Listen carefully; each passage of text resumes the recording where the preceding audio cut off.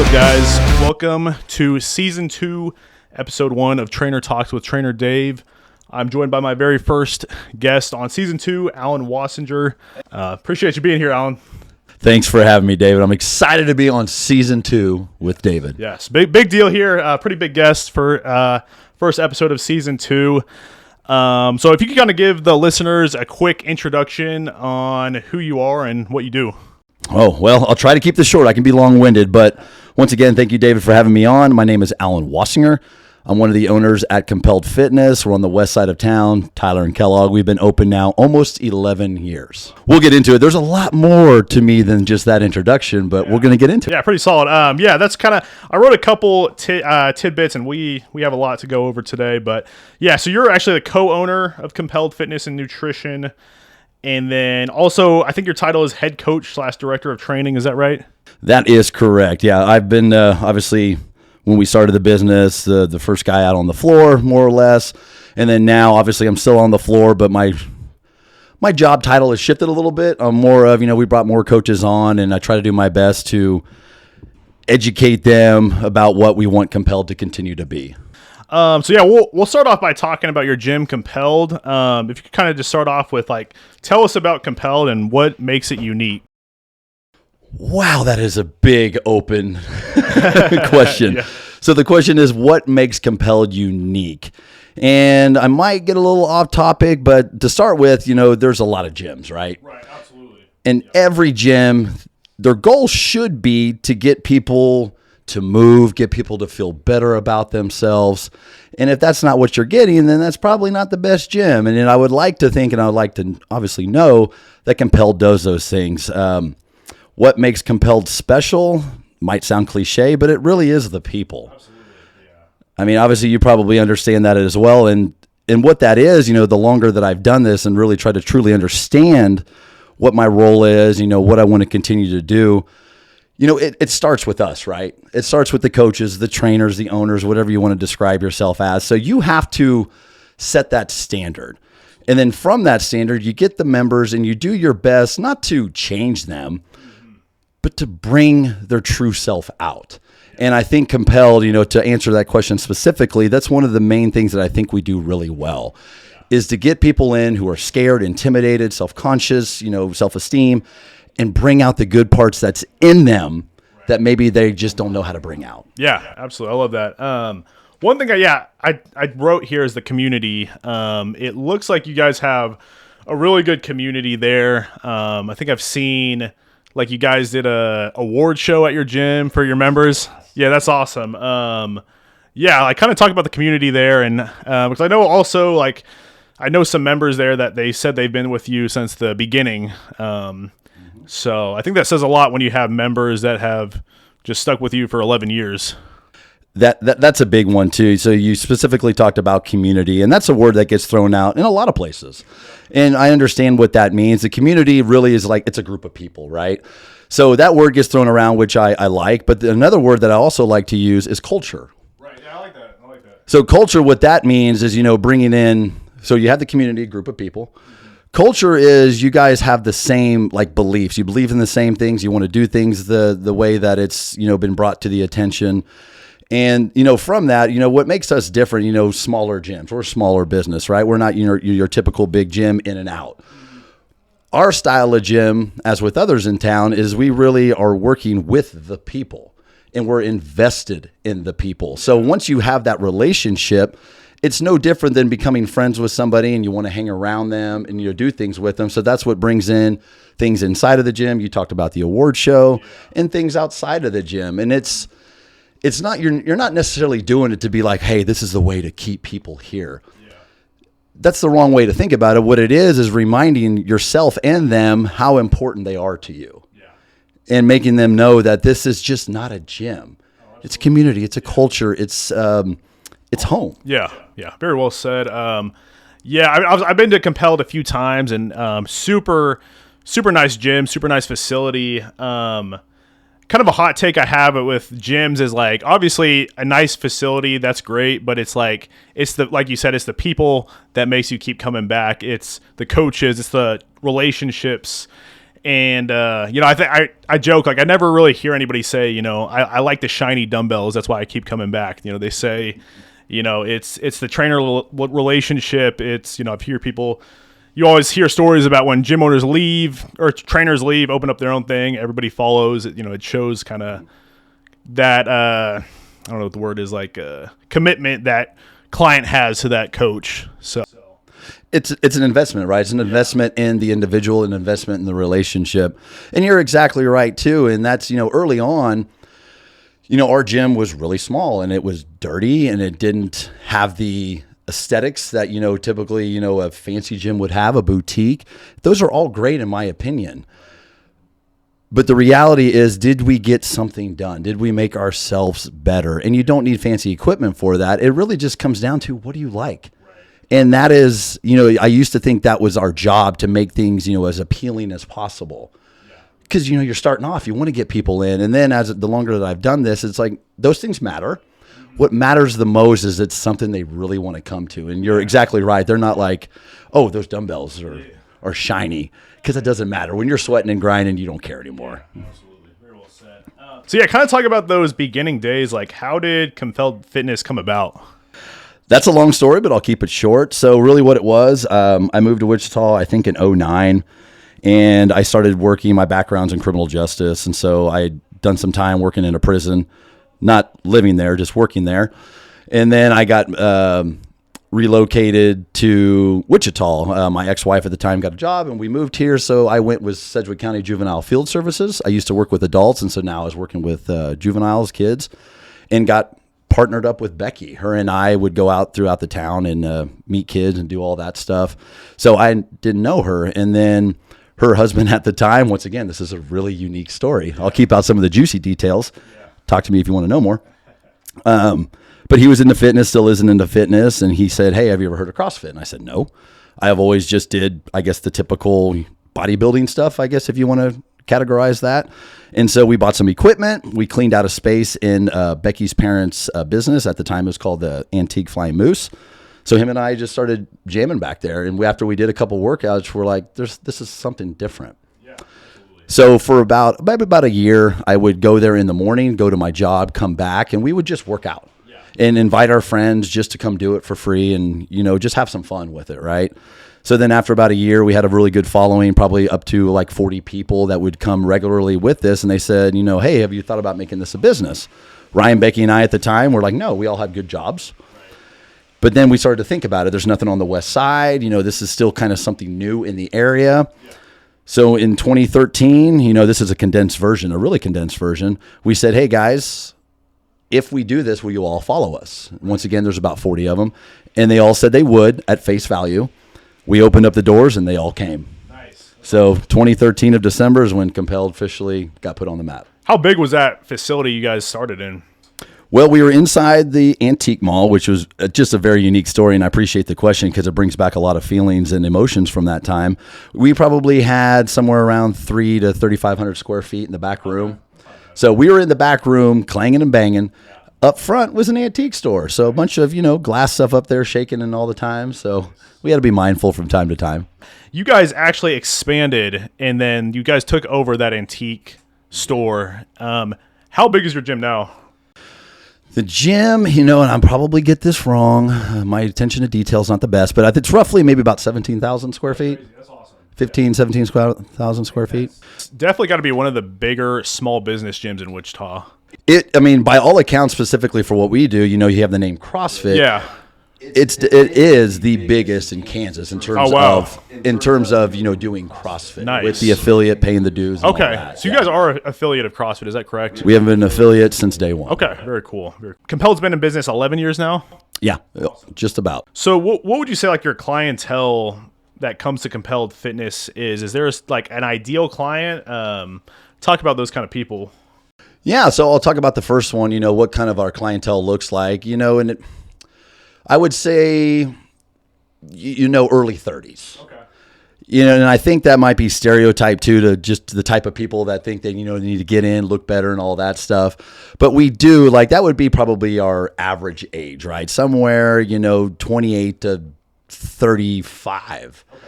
But we do have, some youngers, and we obviously, thankfully, have some people in their 50s and their 60s. We've had people in their 70s.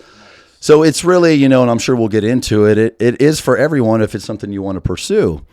When it comes to an ideal client, that makes me pause a little bit. And I guess in a way, and I think you know what I'm talking about too, because for the most part, I really genuinely like everybody, in a way that I think I can help them. I know I can help them. An ideal client would just be your basic thing when it comes to teaching and learning is letting them learn. Absolutely. Let them ask questions. People that, come in, they might be from an athletic background and say, well, this is what I'm going to do. And I'm like, well, that's fine. But if that's the case, then why are you here? So I guess to answer that question, it would be just somebody who's willing to learn. Yeah. No, I completely agree because I don't know if I can say I have a specific ideal client. Yeah, I really don't. I work with athletes, but, there's not really necessarily a specific sport, specific age of athletes that I like to train. Kind of like you said, I like anybody that's coachable and that's going to work hard. Coachable. That's the word I was looking for. Yeah. There you go. Absolutely. So why did you guys name your business Compelled?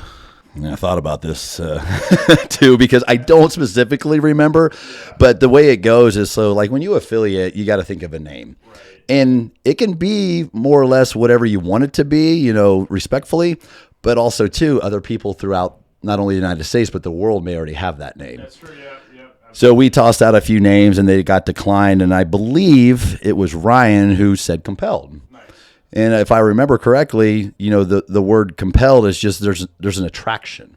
Yeah. There's something about it that brings you in. Yeah, I agree. And when you talk about fitness, that's a great word. Right. So I think that's kind of what it is. And then our logo or our mascot, if you call it, is a phoenix. Yeah, that's awesome.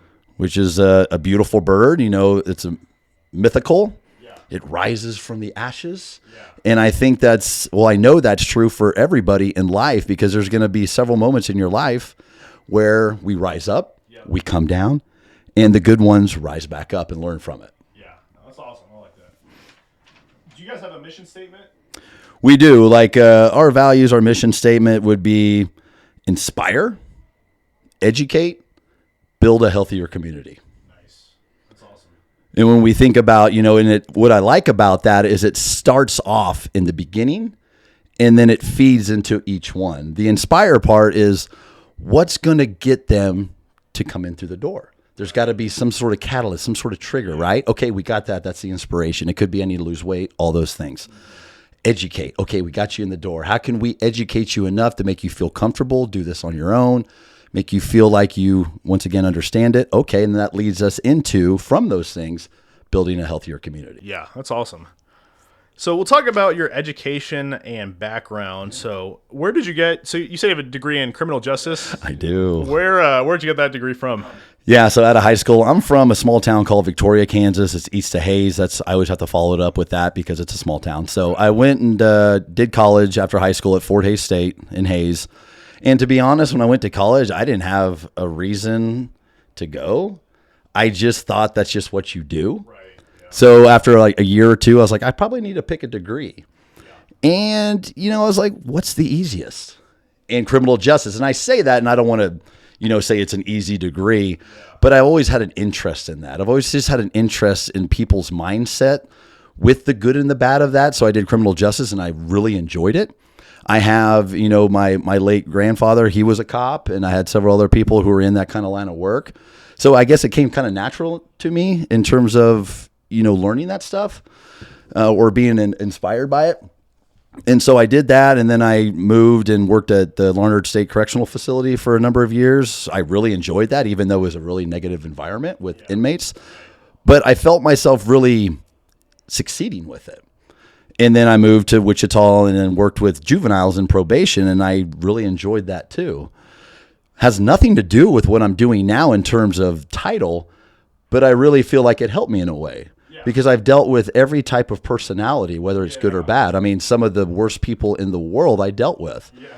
And I'm not going to say I related to them. I don't know why I even said that, but it was just the ability to understand. Or at least just see what could happen, plus or minus, good or bad. Yeah.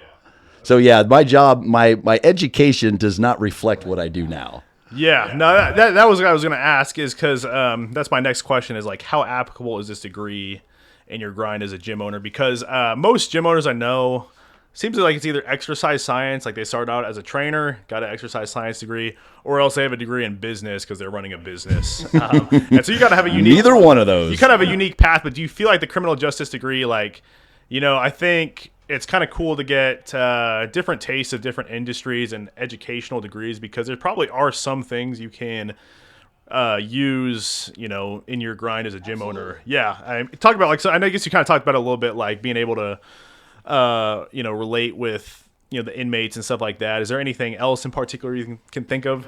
Yeah. And, when it comes to that, I'll be honest, there's always parts of me that feels like, am I qualified for this? And as a business owner, maybe I shouldn't even say that, but I'm just honest because I want people to understand, like, people in positions, it doesn't mean they know everything. Absolutely. And maybe it comes down to my whole life, I've never been the guy in the classroom. Mm-hmm. That is not where I excel. Yeah. I don't excel by sitting there and listening to people. I excel by experiencing. Oh, I agree. So I've had many jobs with people and experiencing that. Yeah. People on the outside might be like, well, you don't have the credentials. And what I would say to that is, you're not wrong, but give me a chance. Yeah, I agree. And from that, working with everybody and using the good and the bad, I think I'm well-rounded with dealing with just about all walks of life. Yeah. There's nothing people are going to tell me that I can't relate to or maybe have experienced myself. Yeah.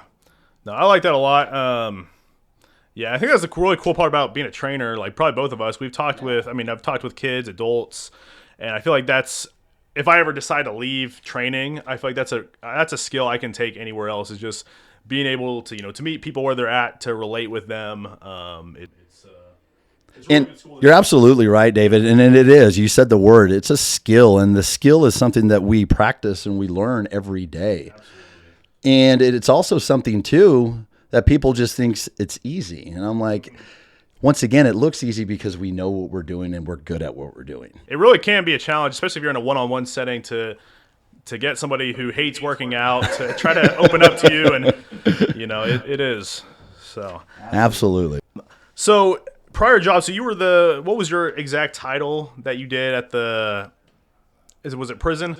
Yeah, so I started off at Larned Correctional Mental Health Facility. It's a big compound in Larned, and it deals with maximum security inmates, sex offenders, and all that stuff. So my title was just corrections officer. Okay. You didn't need an education for that, but I was just like, I got to do something with it. And then while I was there, I started to advance a little bit and become a part of their special operations teams, where we would get called upon to handle crisis not only at our facility but other facilities in Kansas. So that was fun for me, being in my early 20s, just kind of running through doors, really. And then, when I came to Wichita, then I started off with like an assistant probation, and then I leveled up to an actual probation officer and did that for a number of years and really enjoyed it. Yeah. So I was going to ask, was there a pay cut when you went from doing that to become a gym owner? Yes. And to do a little backstory, and then money, I've never been tied to money. And I think that's because that's how I grew up. Yeah. And, obviously I want to make money and live a life that I want to live with the wife and the people that I'm around. But that is nothing, even to this day, that I'm ever motivated by. Yeah, and it could be my crutch in a way, because I think sometimes that limits my potential for growth, really wanting to advance. But yes, I did take a pay cut. My job previously, obviously, this as well. The other job I had, it was guaranteed. I would I work for the government. That stuff is guaranteed. When we started the business for, the first year or so, it, for the most part, was guaranteed. And then there's months where it's not so guaranteed. You are tied to your customers, but you're tied to them, and it really comes back to you. Did you do a good enough job to keep your customers? Yeah. So we had to go through those ups and downs, and thankfully we learned from them. Yeah, absolutely. So we're going to go into really kind of like you talked about, the nitty gritty of the coaching. Mm-hmm. So what certifications do you currently have? If I remember them. So I have my CrossFit level 1. I have my CrossFit level 2. I have my USAW level 1 and 2. I have my CrossFit weightlifting certification. And I think that's it that I can remember. Level 3? It goes up to level 4. Oh, wow. That's crazy. Yeah. And I've wanted to pursue those things, and Honest answer is it intimidates me. It's because, once again, like I said previously, I'm just not the guy in the classroom. I don't want to always play that statement in my head because it's not fair to me. But it is something that's on my radar, and I start to look more and more into the 3 and the 4. The CrossFit Level 3 is really detailed. The CrossFit Level 4 is more of being out on the floor. Okay. I wish I could just bypass the 3 and go into the 4. But that's something that, on the horizon, I will definitely continue to look at. Yeah. Awesome. How applicable do you feel like those certifications are to you being a coach? Like, yeah, do you really feel like it's helped you, or do you feel like, I know you said you're kind of a practical guy. Mm-hmm. So what are your thoughts on? Yeah, to start with, people outside of CrossFit, right? This is something I've had to battle since day one. CrossFit's kind of the new kid on the block still to this day. So usually when you're the new kid or new face, that there's usually some kickback. The CrossFit Level 1 is a 2-day course. The majority, I think, of all their courses are 2 days. So people will be like, well, how can you do what you do in 2 days? I can't really answer that for you because it's a feeling that I've experienced, and it's really hard to explain a feeling. The CrossFit Level 1 did a great job, and at the time, I knew nothing. I knew how to work out. So going through the Level 1, and this is a funny story too, when Ryan, Becky, and I did our first CrossFit Level 1, it's a 2-day course. You learn just about everything you need to know specific to the sport and a little bit of business side of it. You take a test at the end, you find out a week later, and you get certified. Well, I failed 4 or 5 times the test. So that came with a lot of self-doubt, and I thought to myself, this isn't for me. Maybe this is just something I know how to work out, but this whole other side of it, maybe I'm not good enough for. Thankfully, I passed it. And then when I did my CrossFit Level 2, I passed it the first time. So I started to build confidence. And to answer your question, absolutely it helps anybody, whether you're pursuing more knowledge with the sport of CrossFit or you want to pursue a business of it. It's not geared towards just becoming a business owner. Right. It's just about education for what the style of fitness that we do. Yeah, absolutely. And you've been coaching for 11 years, is that? Just about 11. Yeah, I would say 11 because before we were open, I was doing it in an indirect way. Yeah. So next one I have is I believe you were the LLS Man of the Year in 2022. Yeah. That's awesome. Talk about why did you get involved in this? Backstory on that. In 2018, a friend, Ryan Floyd, he was running. And he called me up on the phone and said, hey, Allen, you want to do this drag show benefiting LLS? And I knew nothing about it. And I was like, sure, I'll help you out. It sounds like fun. And then 4 years later, he called me on the phone. It was October. I was at home. I was getting ready to go back to the gym. And he said, Allen, I would like to nominate you to run for LLS at the time, Man and Woman of the Year. I remember sitting on the phone thinking, heck no. I got too much stuff going on. I'm a weird guy when it comes to stuff like that. I have to really think about it and see if my anxiety will let me help it with it. And I had one of those moments, and we always have moments throughout our life if we recognize them. I told myself, Allen, this is going to make you better. Oh yeah. I almost told him no. It almost came out of my mouth, but luckily, whatever you want to call it, said this will make you better. Yeah. So I said, yes, I'll do it. Hung up the phone, was really excited because I knew nothing about what it was. Right. And then, we dived in, and obviously that was another moment in my life where I found out how big my support was. That's awesome, yeah. With the gym, with my friends, with my wife, and that is something to this day, and you can't really see it or hear it, but I get goosebumps from it because people might disagree, but I've never been the guy that chases the light. Right. I like the light, but I'm always questioning whether or not I'm deserving of that. Yeah. And going through that whole campaign and that experience, it showed that I've done something for people that they want to pay it back in some way. Yeah, and I think about that daily, David. That's really cool. Having that support and always thinking, how can I give back? Yeah. So I'm with LLS to this day. I'm now on their leadership team, and it's one of those things I knew nothing about, and now I'm happy to say I know a lot about it and the people who need it the most, and I'm happy to be a part of it. That's awesome, yeah. So, our good buddy Clayton, I think he just ran. Yeah. So he knows what I'm talking about. Knows, and he won it. Is that right? He did. That's awesome. And I believe you won. Yeah, so you won it, obviously, 2022. Is that right? 2022, when it was still Man and Woman of the Year. Now it's called Visionaries of the Year. Right. We're currently looking for candidates, David. Okay. I'll definitely keep that in mind. Yeah. We'll talk about that after. Yes, absolutely. So how much money did you end up raising that year? It was somewhere around 182-ish. That's awesome. We were 2,000, I believe, off the record. That's incredible. Yeah, They should have told us because we would have got it. yeah. And maybe, obviously it's not the question, but it was when I got started, once again, going back to saying, I don't come for money. It's not something I pursue. And I asked, I'm like, so what's something good? What's something respectable? Yeah. And my liaison said, most people say 25. Right. And when he said that, 25,000, I was like, I have no idea. That's not my specialty. Yeah. My specialty isn't going to people asking for things. Right. And, from all the stuff that happened, 182 plus. I think Clayton's goal was to try to beat you. Yeah, and I told him, go get it, dude. That's because awesome. In the back of my mind, I was like, if you do, you did the work. Yeah. And I'm not saying he didn't do the work. It was what we always like, especially me and my wife, who was the juggernaut behind it all. I'll never take credit for it other than just being the face. Yeah. We had a perfect storm. Yeah. And that's not to say we didn't do the work, but I just think we were coming out of COVID. People were ready to be out and about, and our style was throw events and have a good time. That's awesome. So I believe, when Clayton was running too, it's hard. Yeah, 100%. It's just hard. And he had a great showing. He did some great in the community and helped some people out who needed it the most. Yeah, no, Clayton did a great job, and he raised a ton of money as well. Yeah. But I didn't realize how much money you actually raised until he did it. I was like, because I remember he would talk he's like, his goal was to beat you, and he was like, man, I don't think we're even close to that. It is still weird for me to think about that. I'm not from this area. I'm a small town guy. I just felt like I don't have the connections that, some of the other people status-wise may have.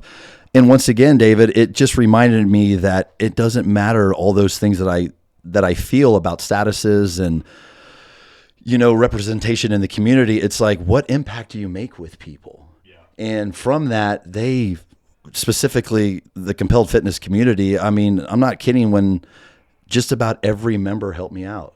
Wow. I'll just say every member helped me out because they really did. And that is a special place in my heart that I'll never forget. Yeah, that's another thing that just gets me going every day, really thinking about the amount of support that they give me, and I want to continue to give back. That's awesome. Yeah, I think the amount of connections you make as probably being a gym owner and being a coach, you really impact a lot of lives daily, and then when you do that, it's like in return people want to see you win, and that's awesome. It is the best quote unquote job I've ever had. I really feel every day I'm in my element. Absolutely. And might be off topic, but it's my purpose. Yeah. And it took me a long time, which there's no timetable when you recognize that my purpose isn't fitness. My purpose is just connection and bringing out what I feel is the best in people from what they give me. Yeah. So I was going to ask, the LLS Man of the Year, did that process, did it help you become a better, did it help you become a better person? And then, would you also say it helped you become a better gym owner? How would you say so? All the above. Yeah. It once again, kind of what I've stated already in terms of a better person, because and I'm sure you feel this way too. It's like what we do, we don't really necessarily think about the impact, because I think if you sit back and think about the impact, it can't be genuine. Right. Yeah. When you're out on the floor with so many different personalities, you shouldn't be sitting back thinking, hey, this is about me. And when you do it genuinely, people know that. And so through going through that LLS campaign, it definitely made me a better person. Yeah. For one, like I said, the support I was giving. Two, seeing these people who are battling this condition, this cancer, and reminding you on the days where you feel like your life is crap. Yeah. You're entitled to those feelings, but it's all about perspective. You're entitled to a bad day, in my opinion, but you need to put it with some context and perspective. So watching or listening to kids, to adults who are battling this, it does change you if you can open up and let it come in and process it. In terms of a better coach, well, absolutely, because I got to be connected with more people. Oh, absolutely, yeah. Meet new people, find out a little bit about them, and then use that in the way that I feel is best in terms to help people out on the floor. That's awesome, yeah, because I feel like that's got to be a great way to build your, obviously, like you said, you don't do that intentionally, I'm going to run for Man of the Year and it's going to help me get more clients, but I feel like not at all. You probably met so many people. I imagine you probably got some new members at Compelled just because you did that. Absolutely. I mean, the new members is great, but it's also to the exposure. Right. I did not go into this campaign thinking to elevate my status. Right. I went into it thinking this will make me better. So maybe it was a little selfish in that regards. Yeah. But now I'm part of this beautiful community that we're trying to end blood cancer. Yeah, awesome. And we will do it with the amount of support and awareness that we continue to bring. Yeah, that's awesome. And I feel like you got to really get out of your comfort zone when you're running for that, because, you know, you got to ask people for money probably, you know, you got to. That was tough. You got to do the drag show. Like that's, so that was, you know, you talked about or asked the question, did it make me a better person? And that did, because I've never been that way. To be honest, it makes me, it was very intimidating me to ask for help. Everybody needs help, and I've had so much help throughout my whole life, but to specifically ask people for support, for money, because I don't know their financials. Right. So to ask, but I always reminded people, whether you gave me $1 or you gave me 1,000 plus, it meant the same to me. Yeah. And I know, and I would hopefully know this, that I treated everybody the same, regardless. If they came to an event and they spent no money, fantastic. If they gave me some money, whatever they had, fantastic. So from asking for help, right, it made me a better person. Because now I'm a little bit less intimidated to go ask for absolutely. things. Yeah, I feel like after you get over that, like, you probably don't fear much. Like, so. Oh, I still have a lot of fears, but that's one of them that's gotten better for sure. Yeah, that's awesome. For sure. So talk about your background in CrossFit. Why CrossFit? Why does that appeal to you more than bodybuilding or powerlifting? Yeah, my background with fitness, I remember this specifically and always will. Played sports throughout, growing up. I liked football, baseball. From a small town, we just had the few sports, baseball, or not baseball. I played rec baseball, football, basketball, track. So I was getting ready to play football for the high school. And so I know I needed to go to the weight room, right? And I think I was 13, almost 14 years old, and the football coach put me through a workout. I puked. And I left there as a kid thinking that was fun. Yeah, nice. And so from the age of roughly 14 to now being 41, I've always done that. And so from the course of that, graduated high school, moved to Larned, found a gym, worked out in the hospital, which was also the morgue. It was kind of a little weird. And then after that, I set up a little bit of equipment in my basement. I always found a way, whatever it was. And I didn't have a lot of equipment. I just found a way to do it because it just gave me something. And maybe we get into that because early on with my fitness, it was just to, play the sport, get the look and do all that. And then it just continued to advance. And then we came with CrossFit. My brain is all over the place. So what CrossFit continues to do for me is it allows me to be all over the place. Yeah. People think it's just randomness.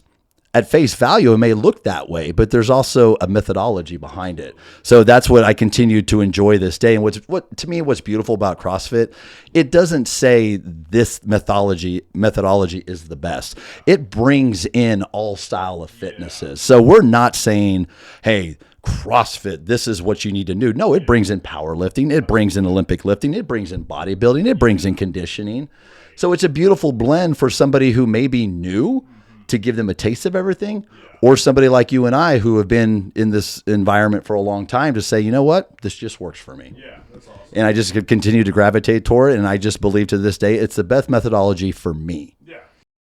Yeah, CrossFit's actually it's getting pretty popular in Wichita, I feel like. It's still a niche in this part of the country. I think there's like maybe 3 or 4 CrossFit gyms. I think when we opened, there was like maybe 6. And what you mean by that is like there's a lot of gyms here in town who do this style of training. And it's great. What the difference between us and them is that we pay money for the name and the other things that come about with that. You're one of 2 that pay for the name, is that right? I think there's 3. I think I know specifically 2, us, CrossFit Wichita, and I believe CrossFit 316.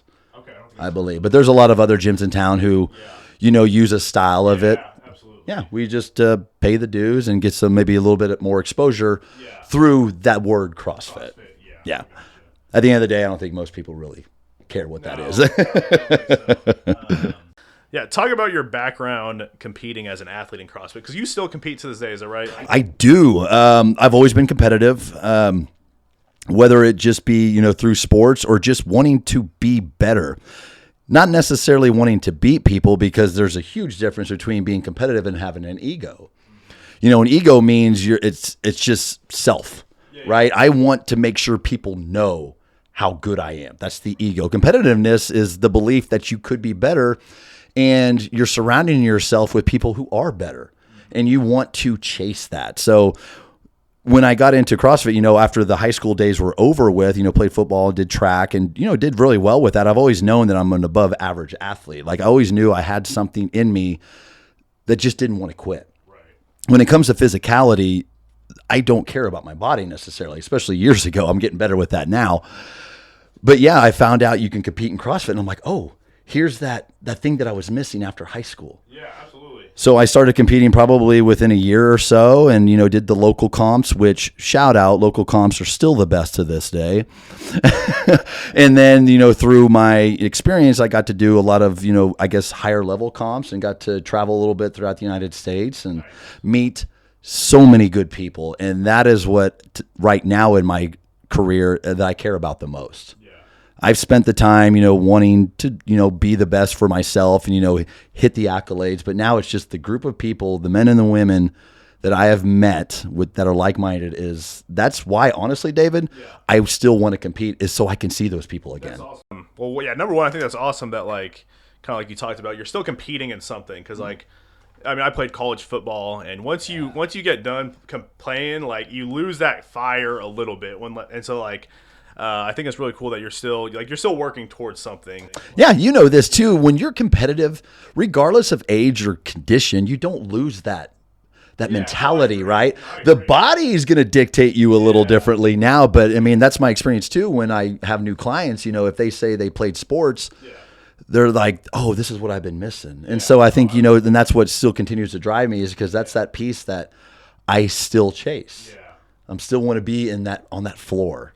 So I've taken some CrossFit classes myself, and kind of like you said, I think back in the day, I'm a big strength conditioning guy, and I used to be one of those guys that kind of maybe talk smack on CrossFit, like, oh, it's just, I get it. It's just randomness. And then I actually, I have a lot of friends that do CrossFit, and I took classes myself, and I'm like, this is legit. It's a great workout. And then like you said, CrossFit is just such a great community, because usually you're probably hardly ever doing a CrossFit workout alone.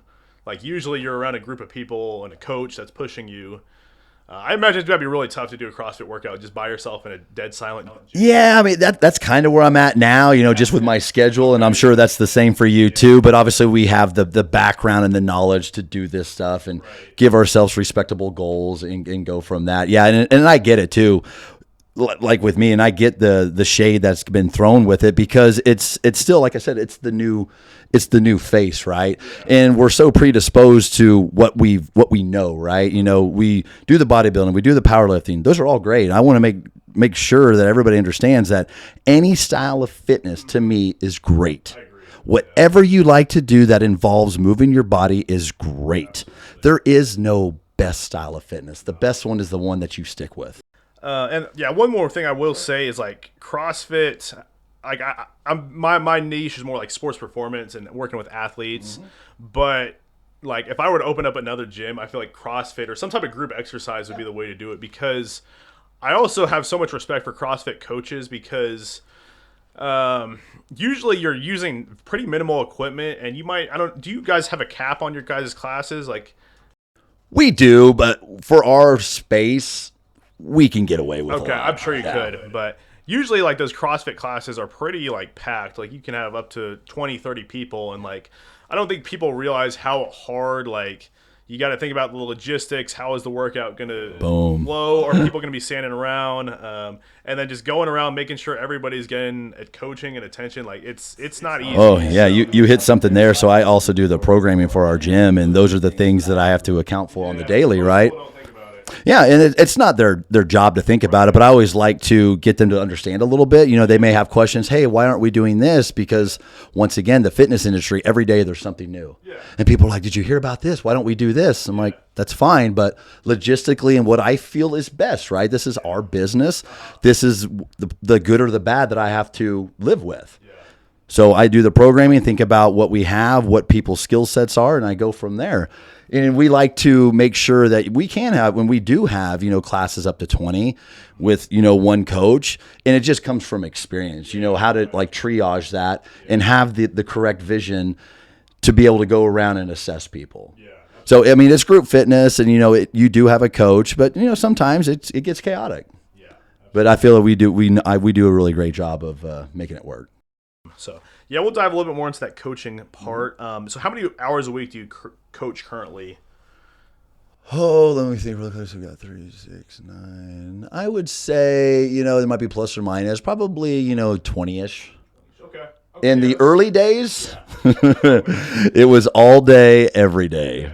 I mean, it was, all the classes for years and years and years, probably up to, 6 and 7 years. And thankfully, shout out to our coaches, they've allowed me now to, be more on the business side. Yeah, for sure. Which is something I really didn't do a good job of early on. It was just coach, have fun, and move on. So now I get to, not only coach, which I love tremendously, it's my heart, and then also, make sure that I get some of the business side done. Yeah, that's awesome. And I would still argue 20 hours a week is like still a lot to coach. Like, people don't realize it. Like they think you need. I think a normal person probably thinks, oh, a full-time coach, they're coaching 40 hours a week. But like, I think you and I both know how crazy that is. My answer to that, or my question would be, somebody who does a 9-to-5 job, right? Yeah. How much do they really work? So that's you probably let's say they do their 40-hour 9-to-5. Yeah. They might get 15 hours of work in that week. Yeah. Prove me if I'm wrong, because I've had a desk job in those things. I understand that world. So, but for us, our work is. That's, you nailed it. Like, people don't get it. Like, when you're coaching, like, you are on. Like, you're not on your phone. You're not taking bathroom breaks, coffee breaks. Like, you got to have your full attention, or else, like, that client can very well leave. And it really does take somebody special, and I'm happy to admit to myself that I am that level of special. Yeah. Because you have to be a chameleon. Absolutely. Because people think, oh, you're in a gym, you're having fun. Well, that's what I thought early on, and that's why I think we suffered. And I suffered from a growth perspective. The business suffered from a growth perspective. It wasn't until I understood, how to really relate more to people and meet them where they're at. Absolutely. Yeah. And I love that word chameleon, because they say, you could have somebody really quiet. Well, you got to kind of tone it down a notch. That's something I'm still learning, because I'm loud. Yeah. But then it's like, if you're having a class of 20, 30 people, then you really got to project your voice and bring some energy. So that part's easy. Yeah. I like yelling. I like raising my voice. Yeah. That's awesome. So, like, do you typically do one-on-ones or groups, or do you do a little bit of both? I do both. Early on, obviously, it was the group setting, because the one-on-one I just didn't feel comfortable with. Yeah. The group classes early on, I felt like I could hide a little bit. Yeah. What's good about my position now is I can talk about the things years ago that just weren't good. Mm-hmm. So what I mean by that is, early on, it was just me out on the floor having fun. Yeah. Showing people what I thought was best, what I like to do. Yeah. And then now it's like I said, kind of, becoming, asking them questions, trying to figure out what's most important to them. Yeah. So, I still do the group classes. I do one-on-ones pretty much daily.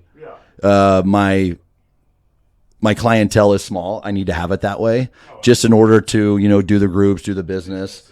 I have the potential for more, but I'm still trying to figure all that out. Yeah. That way I can still, be coherent outside the gym. Yeah, that's awesome. Do you have a preference on which you prefer between one-on-ones and groups, Yeah, that's I know the question, and I know it's tough to answer. They're both great, right? So I think with the group classes is sometimes they run themselves. I completely agree. So you can, lead them, get them started, and they kind of just do their thing. Whereas you're well aware of the one-on-one it's the whole time. It really is. Yeah. But what I like about the one-on-one is the building of the relationship intimately, right? Absolutely. Where you do get the time to learn about their life or whatever they want to express to you. The group setting, you can do that, but you don't have the full attention the whole time. So they both have their goods. Yeah, they're both great. Yeah, no, you nailed it. Because like I coach like sport teams, and then I also do one-on-ones, like about half and half. And yeah, that's the part about the one-on-one setting I love, is you can really get to know somebody. Whereas if you're training 30 kids at one time, like it's tough to even know people's names. But like you said, yeah, like there's more energy. There's a little bit more competition. Typically, kids are more motivated in a group setting, and yeah, remembering names that's tough. Really tough. A little, for what it's worth, maybe a little pro tip. What we did since day one is when they walk in through the door, you shout their name out. That's awesome. That's how you start to remember their name. And obviously, too, it's a way to let them know they're seen. That's awesome. Most important. Okay, so we'll talk about gym ownership. Talk about the business side a little bit. So when you officially became a gym owner, how old were you? 29, maybe almost 30, one of those two. Okay, awesome. So what would you say, what is your favorite part about being a gym owner? Knowing that good or bad, it's on us. Yeah, oh, absolutely. Having the pride, and I think about this every single day, driving to the gym, seeing the billboard, the advertisement of Compelled Fitness. It really hits me every day, driving on Kellogg and saying, that's what we built. That's awesome. And obviously it can be taken away, but at the end of the day, regardless if that does happen, it never will. People, don't worry. It's just cool knowing that we built this. We built this. That's my favorite part of being an owner. What about your least favorite part? Thankfully, I have a wonderful business partner who is also my sister-in-law, Becky, who handles the stuff that she knows that I can't handle, and that is the numbers. Okay, yeah. Going back to the classroom, math, accounting, all of that is to this day I know nothing about. Right. I've gotten a little bit better, so maybe she doesn't have to take the brunt of it, but she knows she does. Yeah. So that is my least favorite part. I would say from what I handle, it's just like the money side of it. And those are the limitations that you have as a business owner, specifically a small business owner, is you're just looked at a little bit more closely from the government. Like, you need to have stuff paid when they tell you to have it paid. Yeah. Big businesses, I'm probably not wrong. You get away with a little bit more because you got more fun money to throw around potentially. So actually, my mom's an accountant, so I kind of know about that stuff. Because I hear it the other way around. People think small business, you're like small fish, whereas big business, they're the ones the IRS might have their eyes on. Obviously, yeah, right. They take their hits too. I'm not talking down on that. Regardless of your size, it's hard, and you all run into the same thing. So that's the hard part. When you want to improve your business, whether it be buying new equipment, creating a better atmosphere, you got to look at that bank account and be like, we just can't do it. Oh, absolutely. But that could be motivating, right? If it's something you really believe in, how can we make this work? So they work for each other. Yeah, I guess I see what you're saying. As a small business, we wish we had, $100K to put towards our business. Oh man, if I had my way, I think the same thing. If I had that much money, oh man, things would be. It would look different, but it's also one of the better things that keeps me in the game. Keeps me working hard. Yeah, you really learn to appreciate, how hard you had to work to, I don't know if you got a truck, how you probably bought that truck from all your. Yeah, it makes you for me. It brings out more of the creativity. Big word. I can't say big words. Why am I trying? Creativity. So when we're limited on some things, I'm like, well, how do I make this work? Yeah. And that's another thing that I really enjoy because that's how my brain operates. Yeah, that's awesome. What does a typical day look like for you as a gym owner? Yeah, typical day. So Monday, Wednesday, Friday, we have when I'm coaching the mornings, I usually get there about 3:45 a.m. I'm an early riser, so don't let it. I'm not somebody special in that regards. I've always been a morning person throughout my whole life. I wake up a little after 3, and I do this for a reason. I get to the gym early. It's quiet. I sit down, kind of assess if anything needs done, cleaning up or whatever needs taken. And then I sit down for about 20 minutes and it's peaceful.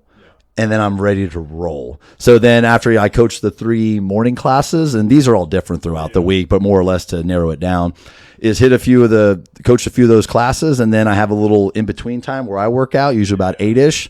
And then I'll do some personal training and then eat lunch. And it's usually something small because I don't like to eat when I'm still doing stuff. And then now at this point in my career, I get to leave most days around 4-ish. That's not bad, yeah. So I'm very thankful for that, where it used to be until 7. See, I say that's not bad, but then I just thought you're there from 3:45 to 4, so that still is a long day. Well, as well as I do, when it's something you genuinely love, time goes by quick, and it's not all rainbows and all everything good. There's days where I'm over it. Yeah. But that's just, I think, a human emotion. Right. Whatever's going on that maybe is just getting to me, whether it be business side or just on a personal level. Yeah. But, that's typically how most days look for me, anywhere from, 10 to 12 hours a day. Nice. Do you have split days, where you go home? Or are you, for the most part, usually at the gym, nonstop? Or yeah, it used to be split times.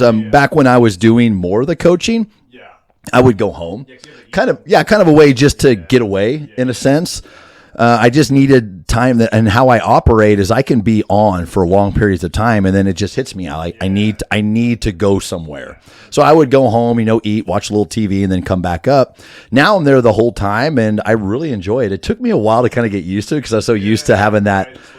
I mean, I could go home and do that, but now the wife works at home, and we just kind of let her be. So I do want to talk about your business partnership. So what are like the pros and cons, would you say? Like, because I've looked into business partnerships myself, and one thing I've heard, and I'd be interested to hear your take, is like, number one is like they say you're married in business. Like that's like, marrying somebody, like there's really, you should feel that way. Like there are exit strategies, but like divorces, things can get messy. And another thing I hear a lot is like, people say gyms are usually unprofitable, and so then people will throw the argument out, if you have two people that need to make a good living off that gym, like that's going to be a lot of money that you have to make. So what are your thoughts there, like pros, cons? Well, maybe to ask the question that I was thinking, usually people say don't go into business with your friends or your relation. And I always think, and I don't disagree with that, and I'll get into, why I'm saying that now. When we first started this, Ryan, Becky, and I mean, we're friends, right? We all had a passion for it. We all enjoyed each other, and we obviously still do to this day. So when people said that, you shouldn't go into business with friends or family, you're like, well, why? I like these people. We work well together. We have good relationships. So why wouldn't we do it? And, we did, and we had our ups and downs. But, the benefit of friends and family is you know a little bit more about them. And if you're mature enough, you give that respect to it. Whereas if it's just somebody like specifically you and I, we don't really know each other. We have a lot in common. So it would probably be harder for us early on to see how we connect, how we link together, right? So I think for us early on, it made the business a little bit easier. And then to this day too, like I said, it's a beautiful partnership, right? We fell into these roles that we never said specifically, you need to do this. Allen, you need to be the coach. Becky, you need to handle the accounting side of it. It was just something I think we just gravitated towards without even saying it out loud. So, I mean, I'm very thankful, and and I probably never will ever do a good enough job of thanking not only Becky, but everybody else who's helped the business and has helped me through that. You just gotta dive in and then just see where you want to swim. How deep do you want to swim? That's all I'm saying. I think you nailed it. Like, and that I didn't really think of it that way. Like, you really know your, like you said, your friends and family. Whereas, like, that's why I feel like you really got to trust somebody, like, to be in business with somebody. And it can bring out, obviously some disagreements, and the times that maybe the gym's not doing well because I know my business partner, maybe I can then, make it even worse by bringing stuff up that I know. But that, truthfully, David, that just doesn't happen. Becky we're definitely the yin and the yang. I'm the animated, off the wall, just flat out crazy. Becky is the calmness that the gym needs.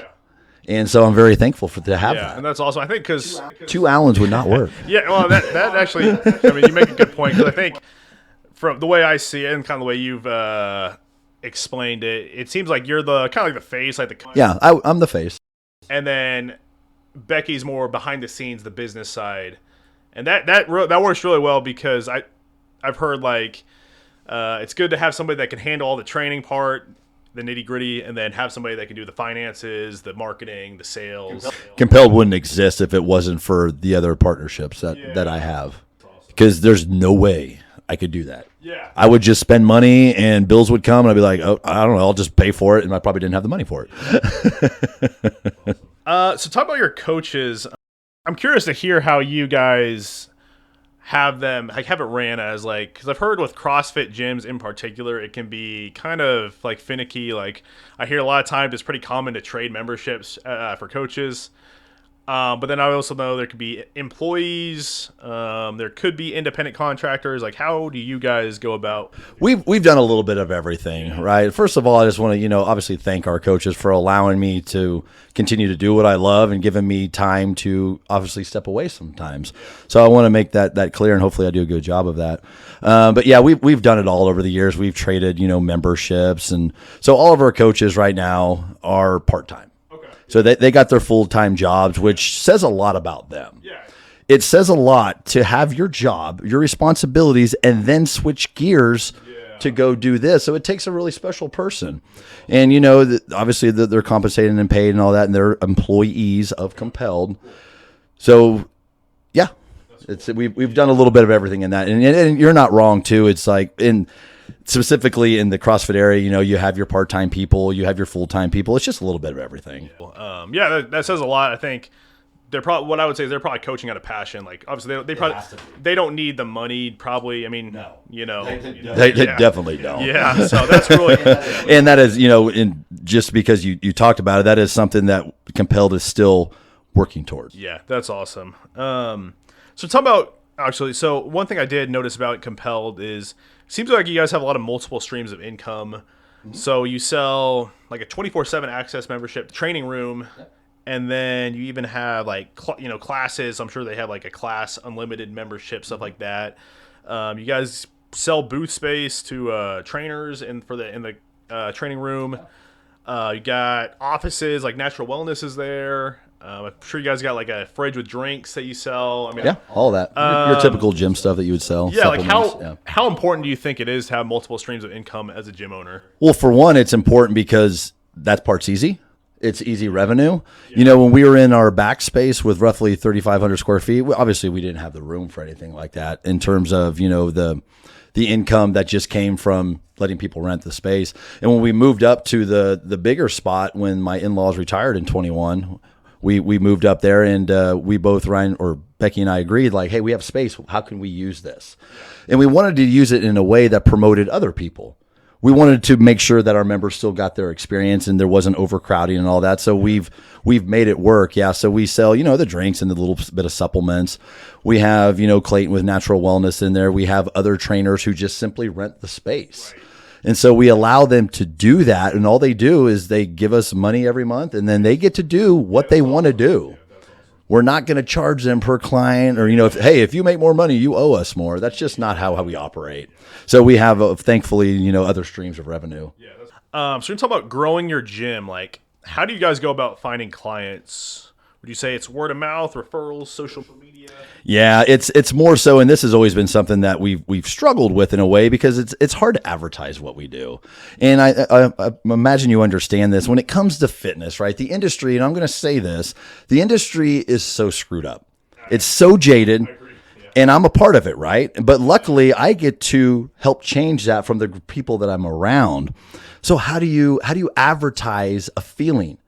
Because what happens is people will look and they'll see, well, they look fantastic and they're lifting heavy. Well, I can't do that.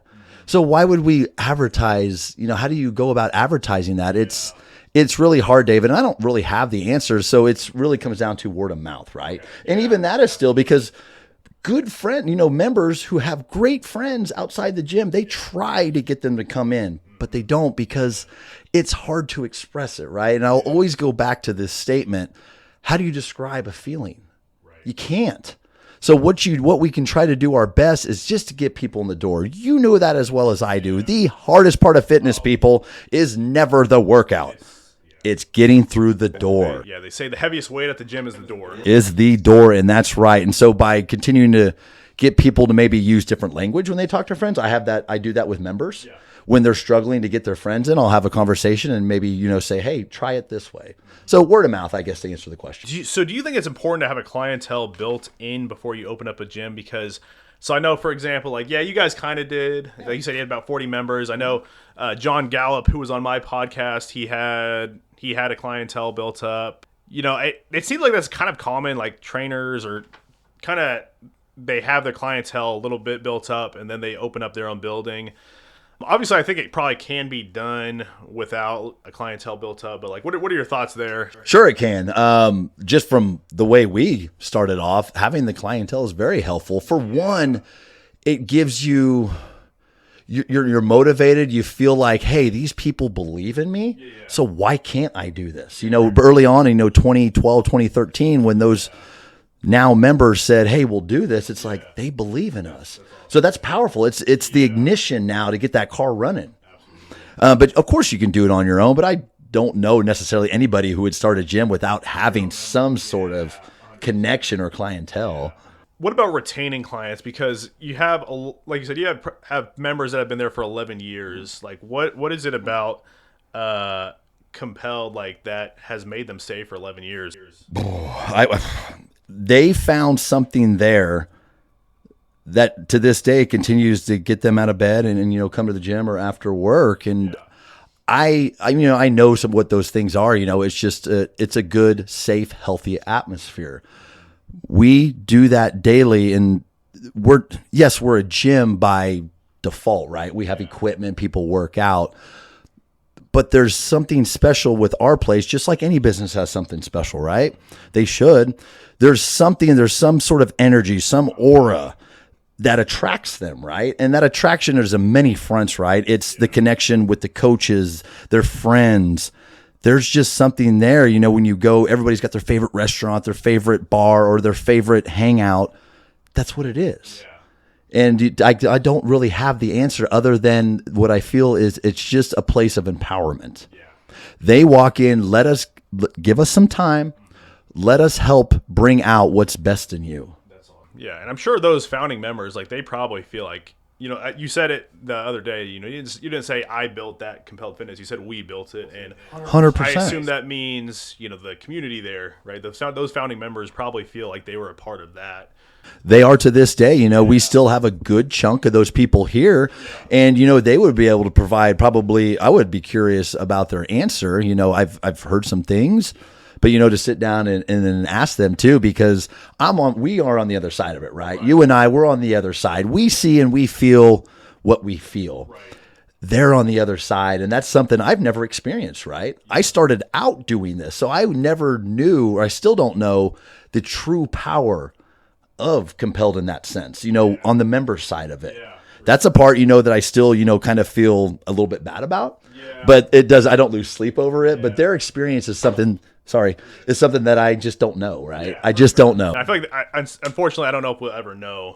I don't think so. I mean, obviously, like I said, you're doing something right if they're staying for 11 years. So, I'm glad you said that too, because when you run a business, me personally, I always feel like, am I doing this the right way? Right. Did the member have a good time? Because members will come in either with some good energy or maybe there's something going on, and unless you develop that relationship, you don't know. Maybe they leave there upset and you're like, oh, we just did something wrong.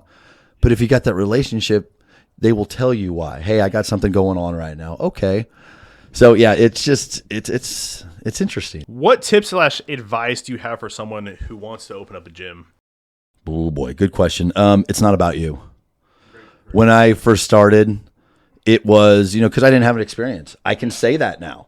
I can say, hey, I had zero, and I've told members that, like, I didn't have any experience with coaching. Yeah. And it was almost like I had to put this different character on to get them to believe that. But to go back to your question, it's not about you. Yeah. You need a good coach can just get people to work out. Yeah. A great coach makes those connections and helps bring out that empowerment, that confidence. Those are the differences there. So, of course, you're going to have your ups and downs. Luckily for me and thankfully for me that I experienced those and learned from them. So anybody out there who wants to do it, it's fantastic. I may joke about like, why would you want to do it? But that's just, just some little, it's just talk, right? But it is like, if you have a true passion to help, not dollar signs, that obviously comes, the dollar signs come because you do a good job. If you chase the money to start, you will fall, you will fail. But if you chase self-worth and then bring that out in others and all the vice versa, it'll grow. Yeah. So anybody out there who's thinking You shouldn't go into it thinking, be like, hey, I like to work out. Let's make this a career. 100%. No. Can you handle people? David, you know this. Can you handle people in all walks of life? That's what you need to work on. I argue the soft skills are more important than programming, It makes no difference. There is, and I say this daily, there is no best program. I program, I feel, it's good for what we do, but it doesn't matter. No, it really doesn't. Of course, you can get a really crappy program by doing just obscene things, but really, it's just whatever makes you want to go and do something. That's the best program.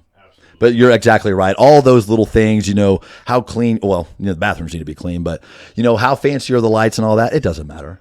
What connection do you make with your people?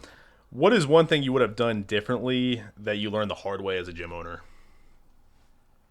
Focusing more on the business.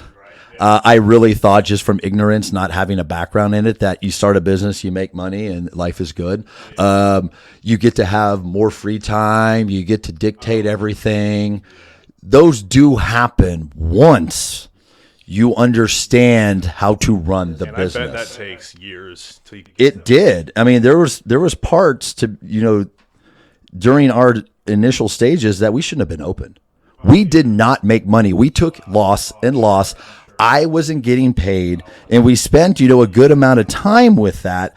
But thankfully, once again, going back to what we were talking about earlier, if you let those hard moments grow you instead of destroy you, ooh, boy, do you come out better. So I would, once I started to pay more attention to the business side, this wasn't just Allen coming up and working out and coaching.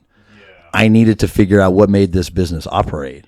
So I myself started to look into that a little bit more. That's a great point. And I would argue pretty much all these gyms, like small business gyms, like it's 100% passion. Like chances are, I don't know. I mean, there probably are some gym owners that make some good money, but like I think people think gym owners are like loaded for some reason. Like if you own a business, you're loaded. And that's what I thought too, right? I just thought business owners have it made. They're the boss. What's funny about that, when you work for somebody, and I know this because I did, right? You think the boss doesn't know anything. Right. And if you are in their position, you could do it better. Yeah. Oh boy. Unless you're the owner, you'll never know what I'm talking about. You know what I'm talking about. It's totally different. Now we have everybody's the boss. Yeah. Oh yeah, right? That's a great saying. Is like a gym owner says this is like they think they'll become a gym owner, they're going to be their own boss, but the reality is they have 300 members, they have 300 bosses basically. You're exactly right. So it's and I'm thankful that I got to learn the hard way. I mean, really, without the hard times, you don't appreciate the good ones. Yeah. Gym real estate, like I don't know if you look at that, like it kind of sounds like you guys might have gotten, I don't know, somewhat lucky. I don't know if I like the word. That's a fair word. Lucky with the facility you guys got in with it being, was it what, Becky's mom? Yeah, her folks, that building has been, a generational building for a number of decades. Because I hear a lot of gym owners talk about real estate's really tough to find. Probably the hardest thing to start with. Oh, I bet like CrossFit especially, like I know John talked about it, like you don't want to be, like noise complaints could be an issue. Absolutely. Ceilings need to be high. Those are all things too. I mean, real estate, regardless of what you want to do with it, is going to be expensive. We started to look at buildings, before we got lucky, really, with her folks letting us have a space. If they didn't let us have a space, we wouldn't exist. So, going back to not only my business partners, but really step one is her parents, my in-laws. Lynn and Steve, they were gracious enough to say, for one, to believe in us and let us clear out a space. And then when they retired, even more belief that we could handle this building that's been in the family for decades. So we really, I mean, it's not wrong to say without Lynn and Steve, I don't think Compelled would exist either. We really were fortunate to, have the facility to not necessarily worry about finding a perfect spot, because it's a perfect spot. Of course, we pay for it. Lynn and Steve aren't that great, but yeah, no, I would argue you guys are in a really good spot with being. Our location is so good, right off the road. Yeah. So there's a lot of gyms in Wichita. There's a lot of trainers, a lot of coaches. Do you view other gyms and trainers as competition? Why? No, not at all. Early on, with the other gyms in towns, I kind of felt like it was a competition. But really, at that time, I really didn't know what I was thinking. Yeah, right. But no, I mean, you're one of those examples too. It's anybody in our profession. I want them to succeed, right? There's enough food on the table for all of us, and we all provide different things that brings in those types of clienteles. You talked about John. I think he's a wonderful coach. I know he's a wonderful coach because he wouldn't exist unless he was, right? You don't exist unless you are, and myself included. So when it comes to other gyms in town, I pay attention on the business side. What are they doing potentially that I think might work for Compelled? In terms of how many members they have, I could care less. I generally want them to succeed because I know how hard it is. Early on, I didn't know that, so I wanted to be the big fish. And now I realize that there's plenty of opportunities for all of us, and I'm happy to offer advice, or I'm happy to seek advice from other owners in town. And I have. Yeah, very well said. No, I don't feel any competition. That's good. Do you believe Wichita is oversaturated with gyms? Yeah. I've heard people say yeah. We do have a lot of gyms, but to be honest, isn't that pretty cool? That maybe Wichita is concerned with their health, maybe, if we correlate those two? It is pretty cool because, my gym owner, Kate, I know the way she explained it to me is like, it's kind of like you see churches, right? Like the more churches, the better, right? So. And and maybe it's because, like you and I, we had this passion, so we want to open it up, and then the struggle really starts. Yeah, I guess for the size of Wichita, there is a lot, but there's also a crap ton of restaurants. Yeah. So maybe we work together. I don't know. What future goals do you have for yourself and Compelled? For myself, for one, it's continue to grow. And what I mean by growth is to continue to allow myself to go through harder times in terms on the business side and let those things come in knowing that it's going to make me better. With the LLS, that was a huge obligation, and it made me better. As we've gotten deeper with Compelled over the years, is letting myself try to learn the things that I always push off.